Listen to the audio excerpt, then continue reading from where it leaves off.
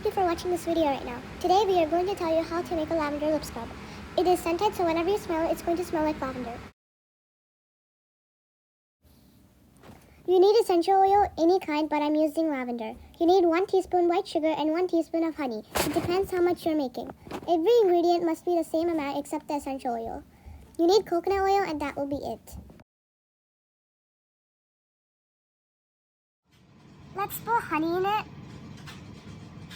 Just a little. Yeah, and then we should put some coconut oil. We might need to do this. And now, let's put some sugar. Just 1 teaspoon. And that will be it. It might be soggy and oily at first, but after you kind of mix it, it's going to be good. Like, I mix it a lot. If it's too oily, then put 1 drop of honey. So for me, it's kind of oily, so I'm going to put another drop of honey. Okay, that's good. Let's mix it again after you put 1 drop of honey. It kind of is like a custard type. It's like that in first, but then it will soon be better. And after you're done with that, put just a tint of essential oil.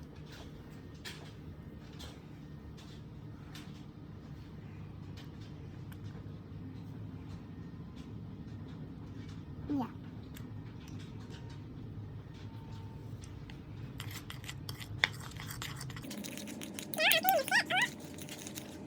Put it in like a small container, like the small one I have. If it's too extra, then just leave the extra or just throw it away. Make sure it's even. Okay, yeah. Now let's put this in the freezer for 20 minutes. Now put it in the fridge for 20 minutes. It's a deep fridge, so it's gonna cool faster. 20 minutes later. Now you have your own DIY lip scrub. Gently put 2 of your fingers on your lip scrub and take some substance out. Softly apply it because your lips are really sensitive and it's not edible, so don't eat it.